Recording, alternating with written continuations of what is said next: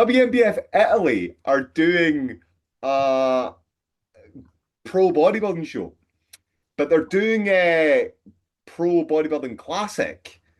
And I was like, I could do that. But then I'm like, I can do classic in open bodybuilding where they don't drug test, but can I do classic in natural bodybuilding where they do drug test? Or would I be too big for natural bodybuilding classic? Because I was looking at it thinking that could be £1,500 I could just pick up right there. Mm. No, I think visually, as I said, classic is a look. Yeah, Mo- yeah, more that is the most important thing, and ultimately what they're banking on, and obviously in natural bodybuilding, is it's very unlikely that somebody is too big. If you've got the structure and shape, yeah, naturally there's going to be a very distinctive limit ceiling even for elite athletes like yourself. So I yeah. think that would be a good shout. Why not? Well, do you know what? I'm in a funny position though, right? Because I don't really believe in it. Mm. I do not believe in classic bodybuilding In and natural natural bodybuilding? bodybuilding. I Yeah. just don't. I just think it's a total non-event, Yeah. right? I think it Mm. should not be allowed at all because it makes no sense. Because we're essentially just giving titles to novice bodybuilders, guys that we just haven't got big enough.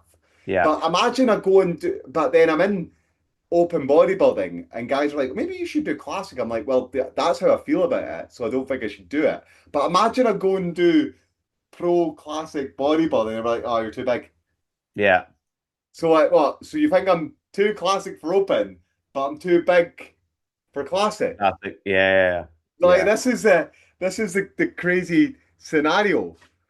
Like You gotta just make them do the decision, make the decision, I know, and but can you imagine like because I would have thought that I'd be one of the best classic bodybuilders for natural bodybuilding around. But and I've actually no, I will say that. I would imagine I would be. I mean, the only other guy that I'd be thinking who would be in that category would be like a Samuel Hartman, who's RIP natty status, is no yeah, longer with us. Or someone like yourself who would be in the same scenario, who's yeah. winning British championships as a classic bodybuilder, but is too big to be a natural classic bodybuilder. Mm. Yeah, it is a wee bit strange. Like I do understand it's the same reason why the likes of the IFBB bring in all these other categories, and this I Yeah, think it's the evolution. I think of the sport. If you create more categories, then more people can find their place within the sport.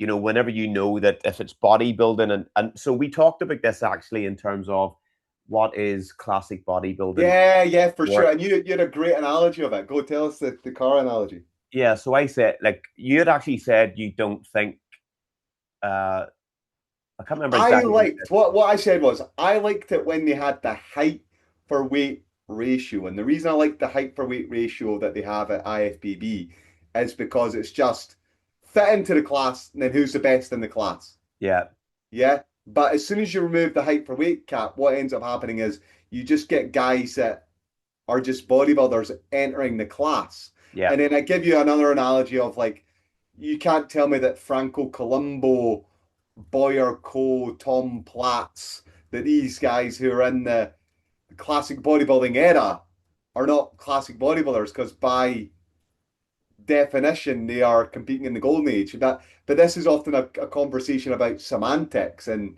so that's what you but said, then and go on. Yeah.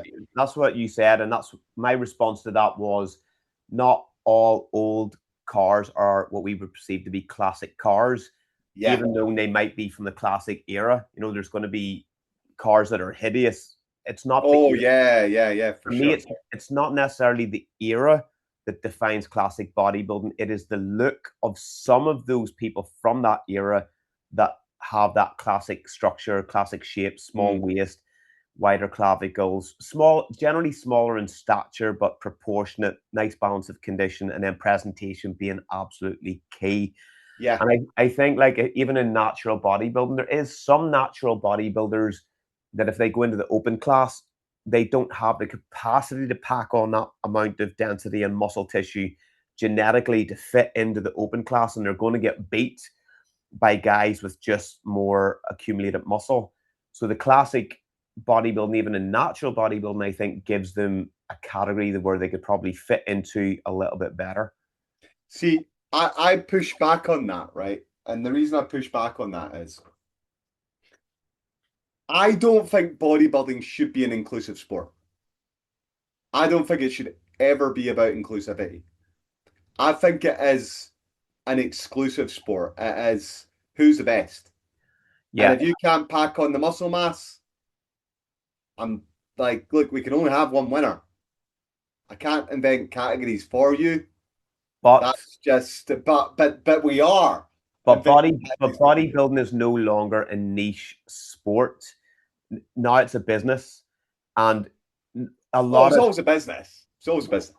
it's not. Well, if you think if you've ever looked into, well, you've ran shows, Yeah. you look at the expense that it takes to set that up. Now, Mhm. if you also then schedule then how many hours of preparation of work that takes you to get that event organized, are you being profitable in the first year, second year, third year? Potentially not. And it's definitely not over in like Northern Ireland where the catchment area is a little bit smaller, the pool's a little bit shallower. So if you're doing it over here, it's for the love of it. Particularly whenever I remember a guy who was doing the UK BFF shows over here, you know him, Stephen Graham, and then he was paying the likes of William Bonac and Nathan De Yeah. Ashe to come Yeah. across and guest pose, which was like between 3 and 5 grand for them boys to Sure. come over and do a thing. By the time he set that up, he was earning zero money. Now, the categories then started to accumulate, which opens the sport, which gets more people paying membership, which gets more people paying entry fees. With every person that attends the show, now they're bringing 3 or 4 people from their family, their friends. So you're packing out venues a little bit more. So there's a knock on with it. Do I agree with it as somebody that loves bodybuilding? There's part of me says no, but from somebody that owns businesses, I look at it and go, the more categories I think, the better, as long as it's being judged to the criteria and it's not crossing over, if that makes sense. Yeah, and do you know what? I think that those are all valid points. And any sort of discussion that you have around the direction to take a sport or something like that, you need to have all the stakeholders involved and take all their perspectives. And I think that those are all valid things. I guess in terms of the leadership of it, it's what do you want the sport to be? And I am absolutely of the perspective of it shouldn't be inclusive. It's an exclusive thing, and wherever you have multiple categories, you end up with areas of grey. And whenever you've got areas of grey, that leads to athletes being upset. And whenever athletes get upset, you lose them in the sport because they don't know if they're tone bikini, tone figure, train figure, athletic figure.